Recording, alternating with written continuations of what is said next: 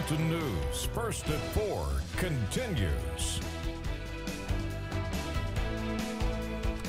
There's been a rush to get COVID-19 vaccines in southern Kentucky. Local health leaders in Laurel County say more people are getting the booster as cases increase. WYMT's Phil Pendleton talked to health leaders and folks in London. Every appointment for a booster was booked within hours of the Laurel County Health Department opening this morning. And that is partly because of concern over the recent spike and possibly even as some express concern over what they're seeing about this new Omicron variant. Phones were ringing a lot today at the Laurel County Health Department. Workers say most appointments usually fill up around noon and dozens more call after that and are told to call back the next morning. Health leaders say cases are ticking up here. Since Thanksgiving, they've had 200 new cases. Prior to the holiday, they were seeing 70 to 90 cases a week, about 10 cases a day. Now it's about 30 new cases a day. Again, most of those are unvaccinated people, but more people are also wanting to get their booster shots. We're seeing a high interest in booster shots. We are administering anywhere from 40 to 45 boosters per day here at the health department. And we're still administering some of the initial vaccines. And health leaders here in London say that they are giving the booster shot to anyone 18 and over, but they are seeing an increase in those in the older population in addition to those with chronic health conditions. In Laurel County, Phil Pendleton, now back to you. While cases are increasing some locally, health leaders say they are not seeing hospitalizations increasing as rapidly. Kentucky State Police Post 13 troopers wrapped up shop with a trooper today. Beginning in Whitesburg yesterday, the two-day event ended at the Hazard Walmart. With the help of 18 troopers, more than 100 kids got toys, clothes, and other items for the holiday season. Trooper Matt Gayhart says he could not be happier with the outcome. It's a complete success when you can get that many troopers involved and try to do good for the community and give back. That's just a positive thing. So. And members of the JROTC from Perry County Central High School also volunteered today to help make sure everything went smoothly. A Madison County native and junior at the University of Kentucky has the chance of competing during the halftime show of the Georgia and Alabama game. It's called the Dr. Pepper Challenge, and students can win a major scholarship. Anna Burniston met up with the UK student as she trained ahead of time. Training for the Dr. Pepper Halftime Football Challenge isn't something most college students would do in their free time. Just kind of working on finding what technique works for you, because everybody is going to do it a little bit differently. But Hughes is training for the big stage. Hi, Dr. Pepper. My name is Rachel Hughes. Come here. And this is Val. Back in October, she submitted a TikTok video to have the chance at winning a college scholarship through the Dr. Pepper Challenge. My goal is to become a practicing veterinarian and open a facility for rescues to become trained therapy dogs. Several weeks after submitting the video, she got the long-awaited call. I got a phone call saying that I was selected to go to the SEC championship game as one of the finalists. So that was super big and a huge deal. It just seemed super unreal. Now, the goal of this Dr. Pepper Challenge during halftime is to get as many footballs into a Dr. Pepper can that's only 5 yards away. But while it seems close, it may not be so easy. Usually around 13, 14 is my pretty consistent average. I think I found what works for me, and hopefully, it just is enough. The award for first place in the challenge is a $100,000 scholarship, which Hughes says would be life-changing. This would set me up literally for the rest of my life. I'm just going to be able to do more of the things that I want to be able to do that just aren't as practical without that. In Madison County, Adam Burniston, WKYT.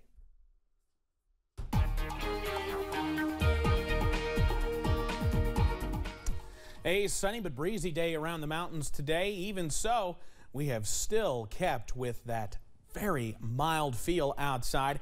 Camera from UVAY is showing, high clouds moving over. Probably going to give us yet another sunset. I feel like a broken record every time I talk about how nice that sunset's going to be. But yeah, I think with the high clouds moving into that sun setting in the west, we're in for a nice sunset tonight. You see that from our Buffalo Mountain camera, which, by the way, yes, that's a current temperature, 68 degrees. many of us already popping into the 70s. Williamsburg, Middlesboro, Irvine right at 70. Jacksboro, Tennessee, the big winners today so far sitting at 72. Satellite and radar, I mean, we're watching a few of those clouds working in from portions of Indiana and Ohio, but the main rain action has stayed across portions of West Virginia and Pennsylvania, so we haven't had to worry about any kind of precipitation as we've gone through the day today, and we won't have to worry about that heading into tonight. In fact, even those breezy gusts calming down as we head into and past sunset hour tonight, which really isn't that far away. Mostly clear skies. We're down into the low 40s, though if some of those clouds continue to move on out a little bit quicker, we could be down into the upper 30s in some spots for overnight lows tonight. I'll have the latest on when we finally return to some shower activity coming up in just a few minutes. Steve? All right, Evan, thank you. Well, we've just learned Kentucky has surpassed 11,000 COVID-19 deaths today. 11,000 COVID deaths since the pandemic began. We'll have more on the numbers as we get them later tonight. The U.S. has confirmed its second case of the Omicron coronavirus variant. The person lives in Minnesota and recently traveled to New York City for a convention. Minnesota health officials say the adult man has been vaccinated. He developed mild symptoms on November 22nd and tested positive on the 24th. He reportedly no longer has symptoms, certainly good news.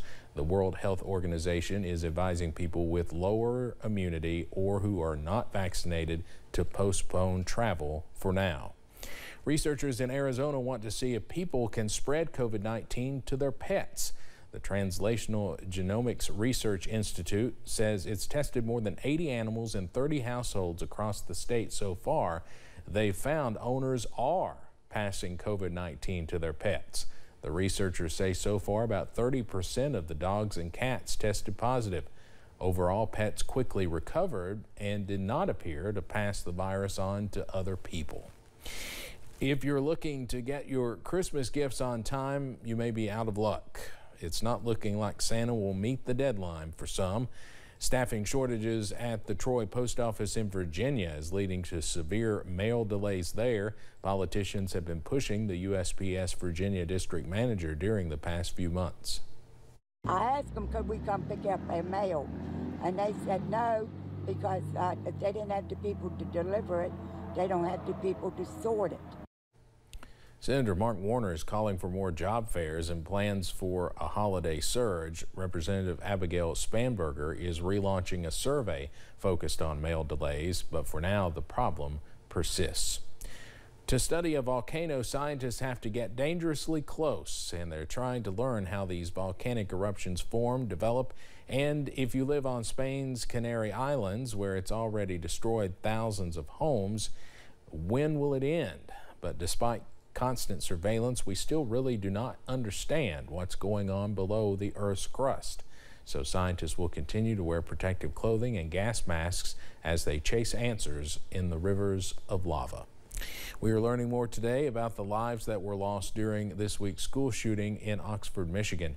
Neighbors are coming together to mourn and pray as the alleged gunman faces murder and terrorism charges. Investigators say there's a mountain of digital evidence that strongly suggests Ethan Crumbley planned the attack in advance. Evidence that law enforcement officials say includes a video he made the night before the shooting that mentioned killing students. It was horrific. It was really startling hearing everyone come out and not knowing where the gunshots would be next. The county sheriff says the alleged shooter met with school officials twice this week over behavioral issues.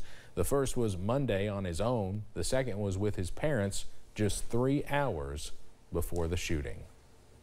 Coming up on First at 4, there's now a gravestone shortage due to lack of materials used to create them. Mild temperatures are with us here as we head into the afternoon. We got plenty more of those on the way as well. I'll have those details on the way.